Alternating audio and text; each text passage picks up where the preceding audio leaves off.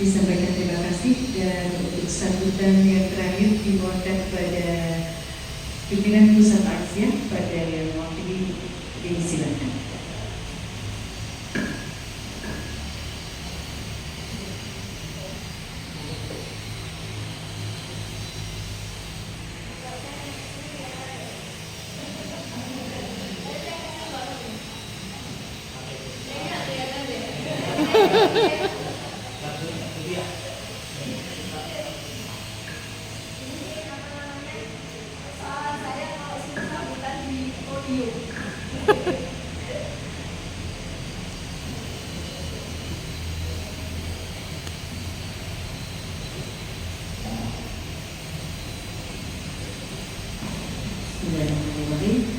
Assalamualaikum warahmatullahi wabarakatuh. Waalaikumsalam. Asyhadu an la ilaha illallah wa asyhadu anna Muhammadar Rasulullah. Rabbi shrah li sadri wa yassir li amri wahlul 'uqdatam min lisani yafqahu qawli. Yang kami hormati Bapak Ketua Pembina Daerah Muhammadiyah Banjarnegara, Bapak Dr. Andes Sofi dan jajarannya. Yang kami hormati Ibu Ketua Pimpinan Daerah Aisyah Banjarnegara, Ibu Dr. Anda Siti Sofah dan juga jajarannya. Ternyata kita ketemu lagi ya. Dulu ketemunya zaman NA Pak. Saya di BPNA, beliau di PDN-nya. Jadi sekarang ketemu lagi. Ya begitulah di Aisyah itu bahagianya sekarang ini kebetulan yang ada di pimpinan wilayah Aisyah se-Indonesia itu rata-rata pimpinan atau Aisyah zaman kita ya. Jadi kalau ketemu tampil muktamar itu seperti reuni ya. Yang kami hormati Ibu siapa ya tadi lupa, Ketua Lembaga Budaya Seni dan Olahraga Pimpinan Daerah Aisyah Banjarnegara, Bu Sinten? Budiah Purnamasari. Oh, Budiah Purnamasari ini. Ketemu Budiah, nanti kita banyak berkolaborasi. Dan yang sangat saya hormati, saya banggakan, saya cintai sesepuh baik itu dari Aisyah, dari Muhammadiyah, Ibu Siti Naimah SAG, Ibu Mahfudah. Bapak saya tidak tahu terlalu hafal, tapi banyak banget yang disebutkan sama Bu Bu Soka, jadi tidak apa bapak-bapak sesepuh ya, senior bukan sesepuh ya Pak ya, Sofi ya, senior citizennya Muhammadiyah dan Aisyah di Banjarnegara, matur nuwun sangat. Dan tadi saya juga mendengar dari MPI ya, dari MPI sini Mas Eko, oh ya, dari MPI kebetulan PDM Banjarnegara, kebetulan Bapak dan Ibu semuanya baju saya itu 2 Pak Bu. Jadi kalau di Aisyah, di pimpinan pusat Aisyah, saya sebagai Ketua Lembaga Budaya Seni dan Olahraga, di Majelis Pustaka dan Informasi Pimpinan Pusat Muhammadiyah, saya sebagai Wakil Ketua yang membidangi museum, arsip dan pustaka. Jadi kalau urusan sejarah biasanya ketemu dengan saya Pak ya.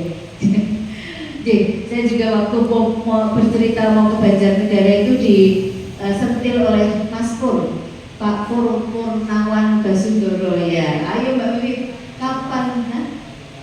Oh dikasih Mas Eko. Iya, kapan kita ke Banjarnegara ini kita melanjutkan penulisan sejarah. Nanti Mas Eko kita akan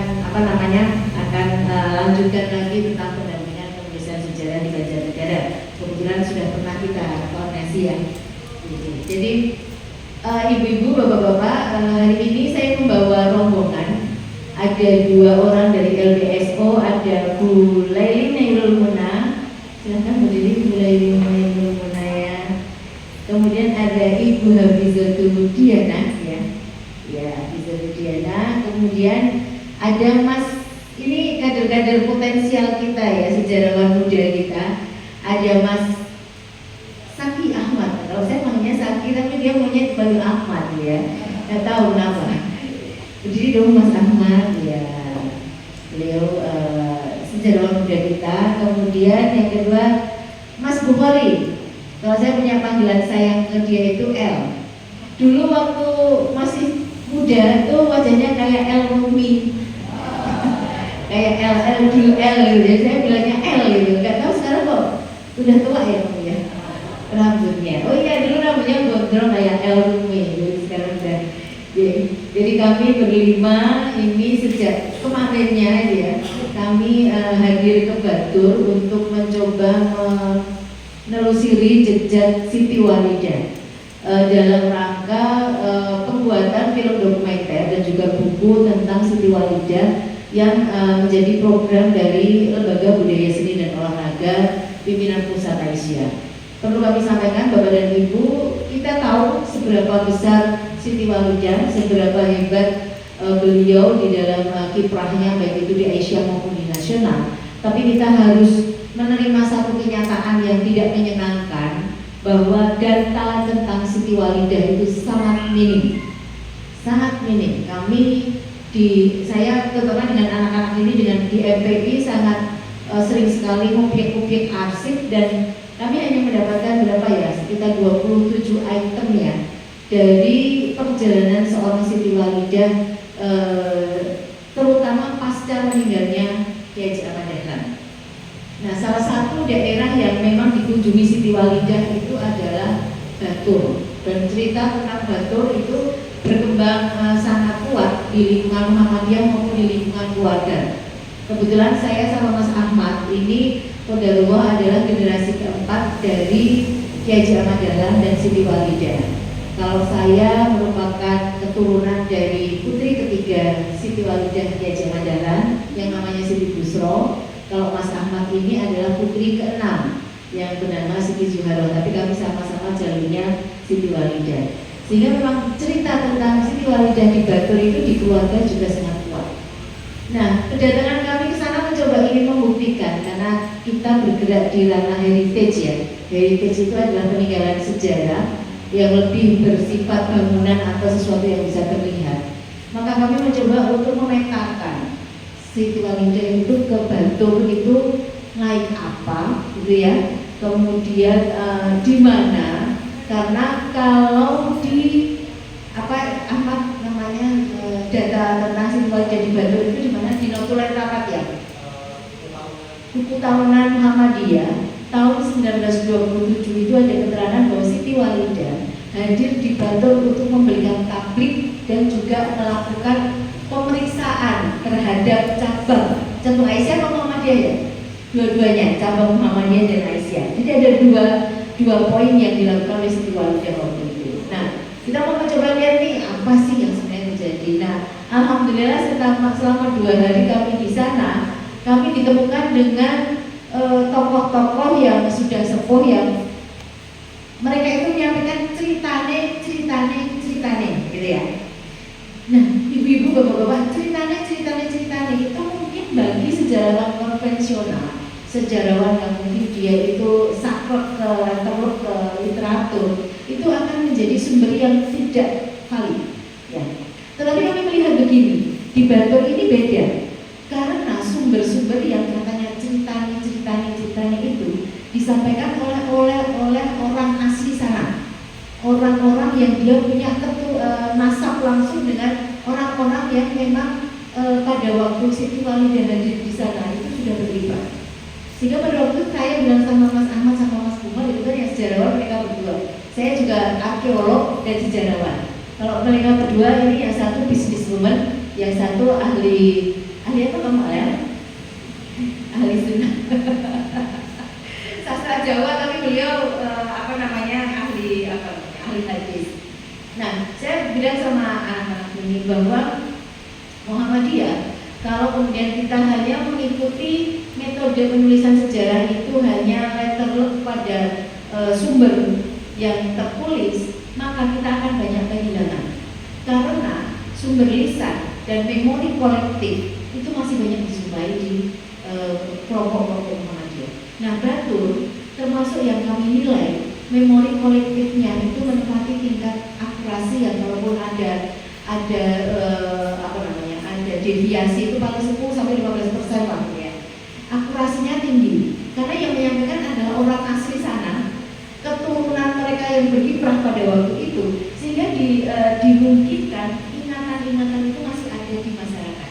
Dan ternyata tidak hanya satu orang, ada banyak orang yang kemudian punya memori yang sama, cerita misi baik, cerita misi apa gitu. Nah, dia memang pada waktu itu kami punya satu kesimpulan sementara ini bahwa memang Siti Walidah pernah hadir di Bantul pada tahun 1927 dengan rute dari Jogja ke Wonosobo karena dia lewat Kalijajar. Ya Kalijajar ya. Kalijajar Kejajar beda ya? Ada ya? Kejajar itu mereka naik mobil oto ini ya. Kemudian ada pertanyaan, emang waktu itu ada oto? Oh ada kami menemukan dokumen sini Bu. Pada waktu itu Aisyah, Bus Tur Aisyah diberi oto oleh sebuah perusahaan apa ya? Kok hibah orang. Tapi oto itu dikembalikan ke Bus Tur Muhammadiyah karena Aisyah tidak bisa ngopeni dan tidak bisa jalankan. Akhirnya ya sudah dipakai oleh Muhammadiyah. Tapi kemudian pada waktu itu kemudian muncul, oh berarti pada zaman itu di atas tahun 1920-an, 25 itu Muhammadiyah itu sudah punya foto yang bisa mengantar pimpinannya kemana-mana, termasuk Siti Walidah ketika akan menuju ke Bantul. Nah, ini memang ada perdebatan bahwa ada yang 22, 27, tapi memang mungkin karena tradisi di Bantul mengatakan Muhammadiyah itu berdiri tahun 1925 dan kemudian ada arsip yang menunjukkan bahwa penunjukan pengesahan perkumpulan ya masih cabang Bantul itu dilakukan tahun 28 sehingga kalau Siti Walidah ke Bantul itu tahun 22 maka kayaknya kok tidak mungkin. Dan lagi Siti Walidah dan Nyai Dahlan itu hanya punya perjanjian tidak tertulis. Ketika Ahmad Dahlan itu masih hidup, Siti Walidah itu termasuk yang sering menemani Ahmad Dahlan kemana-mana. Dan Siti Walidah tidak pergi kemana-mana selain dengan Ahmad Dahlan. Itu data di arsip muncul semua. Tidak pernah ada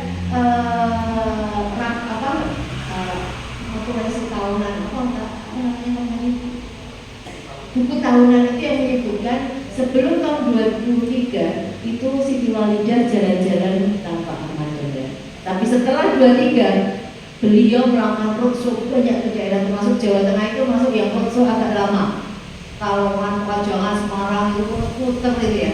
Itu ada semuanya. Nah, beberapa puzzle ini kami coba kumpulkan sehingga memang sementara ini kita sudah punya puzzle di mana Nyai Walidah itu dijemput, siapa yang menjemput, dan kami bertemu dengan orang yang merupakan putra dari orang yang mempunyai kuda yang dikendarai oleh Siti Walidah dari Kejajar ke Bantul. Jadi ini kami tahu kemudian mencoba memetakan dari apa, kemudian berhenti di mana, sampai kemudian ketika ditanya ini tabliknya di mana tidak ada yang tahu. Tapi karena kemudian kami mencoba untuk mutak-mutak lagi dari data yang sejarah lisan, memori kolektif segala macam. Oh, ini bisa kita petakan nih, kayaknya tabliknya dilaksanakan di sini dan pemeriksaan cabang itu dilaksanakan di sini. Nah, itulah asiknya sejarah ya. Mas Eko, Bapak dan Ibu semuanya, Mbak Dia nanti ya. Kalau LBSO itu juga ada sentuhannya dengan sejarah. Asiknya sejarah itu seperti itu. Kita dimuncang mutak-mutik. Bahkan kita sempat puyeng ketika kemudian kita bertemu dengan narasumber yang merupakan keturunan dari anak yang dibawa Siti Walidah ke Jogja pada waktu itu, karena kemudian banyak cerita yang tidak gaduh dengan tahunnya, di mana, kenapa cerita ini padahal tidak mungkin. Nah itu adalah tantangan bagi kami. Nah pada hari ini saya senang sekali Bu Soha karena dipertemukan dengan senior-senior yang sangat luar biasa ini, Bu Lima dan Bu Yo ya, bapak-bapak semuanya. Semoga apa yang dikisahkan atau disampaikan ini bisa menambah hasanah. Seperti apa sih Muhammadiyah di Banjarnegara? Kami pada waktu proses pendirian museum pernah ke mana? Kita ambil kentongan itu di tempatnya di Noro. Ya Pak Fuad, ya yang Pak Suhada itu ya, J. Dan itu kita pasang di museum, Pak. Sudah di sana, Bapak? Sudah di museum? Belum, ayo Pak, diajak Pak. Di sana ada kentongan yang basrada loh, yang kita pasang itu. Yang kentongan itu kita bawa dari Banjarnegara ke ke Jogja. Kemudian Banjarnegara juga ada cerita-cerita yang menarik tentang Musola Aisyah ya. Ada Musola Aisyah karena memang cerita tentang Musola Aisyah itu sangat luar biasa. Sehingga Banjarnegara Wonosobo itu termasuk di catatan kita Muhammadiyah tua ya. Muhammadiyah di usia tua. Tahun berapa Pak di sini Pak berdiri? Sudah ada catatan? 1923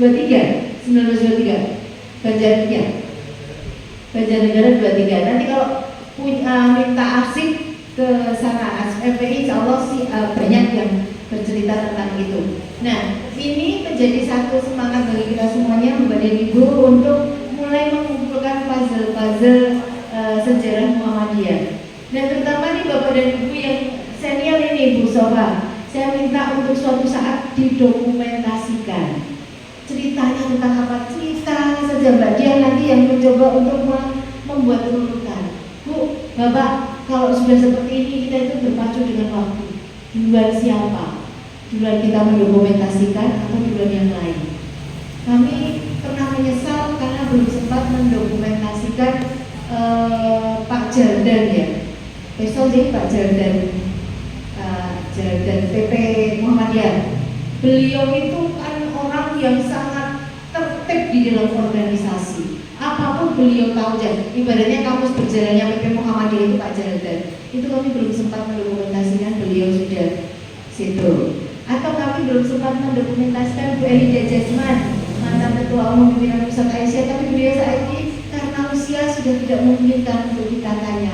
Jadi ini yang membuat kita harus bersemangat Bapak dan Ibu. Salah satu tujuan kami berbondong nih berlima dari Jogja ke Batur, kemudian kita turun yuk ke Banjarnegara. Salah satunya kami ingin memberikan semangat kepada Bapak dan Ibu semuanya bahwa mungkin memang sejarah heritage itu benda-benda yang bersejarah itu belum menjadi perhatian utama Muhammadiyah dan Aisyah. Tetapi percaya, satu abad yang akan datang, 50 tahun yang akan datang, orang akan bertanya, di mana sih Muhammadiyah Banjarnegara itu berdiri? Sudah ada datanya belum Pak? Di mana? Di gedung ini, di alun-alun, atau di masjid mana? Ini sebenarnya menjadi penting untuk kemudian menandai keberadaan kita. Di Batur dulu ada musola, langgar ya, langgar yang ada di depan sebuah rumah yang menjadi tempat berdiri Muhammadiyah. Masih utuh rumahnya, langgarnya sudah jadi masjid. Saya coba pesan, Pak, Bu, tolong langgar ini, masjid Muhammadiyah ini benar-benar dijaga, dipelihara dan diramaikan. Karena banyak sekali bapak-bapak terutama masjid Muhammadiyah yang kemudian diambil alih. Kami ke Tosari Pak kemarin sebelum ke sini. Tosari itu ada sebuah masjid, jelas yang mendirikan itu Kiai Haji Ahmad Dahlan dan Siti Walidah saat mereka melakukan kunjungan ke sana. Tapi sekarang masjid itu punya siapa? Punya saudara kita. Dan sangat ironis sekali. Yang mendirikan dan mereka mengakui ini yang mendirikan Kiai Dahlan bersama istrinya. Tapi ya sudah, karena sudah terjadi pengambil alihan dan warga Muhammadiyah di sana sudah bisa ngapain. Namun bahwa ini menjadi satu catatan bagi kita semuanya bahwa kalau kami orang sejarah itu selalu menyebarkan sejarah itu seperti kaca spion Pak. Kalau kita mau maju ke depan, kalau kita tidak lihat di belakang, maka bisa jadi kita nanti akan tegok, tidak melihat ke belakang, apalagi di belakang itu ada motor yang ngebut, sehingga nanti kita hanya ketabrak. Sehingga masa lalu itu menjadi sebuah pembelajaran. Kita akan tahu bagaimana menghadapi masa depan ketika kita paham masa lalu kita. Mungkin itu aja sambutan yang sudah saya sampaikan. Sekali lagi ini maksud kami berlima hadir ke Bantul dan juga Banjarnegara. Dan sekali lagi terima kasih Pak Sobri, Bu Sofan dan ibu-ibu senior kami, bapak-bapak senior kami, teman-teman dari MPI maupun LBSO maupun pimpinan daerah Aisyah. Kita bisa berdiskusi. Saya nanti mungkin bisa Mas Ahmad sama Mas Kumari nanti bisa memandu untuk bagaimana menggali sejarah lokal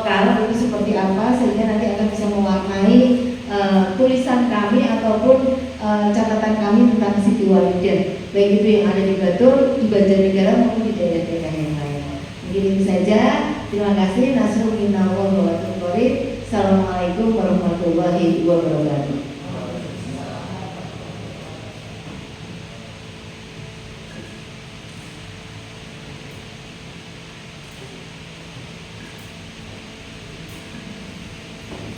Disampaikan terima kasih pada yang besar Aisyah LBSO yang sempat membuat saya terkagum-kagum menyimaknya, dan saya sempat bisakah aku gitu.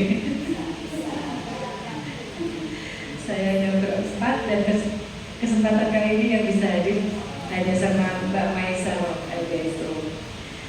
Baik, semoga menjadi semangat kita untuk selalu menulis tentang sejarah Muhammadiyah maupun Aisyah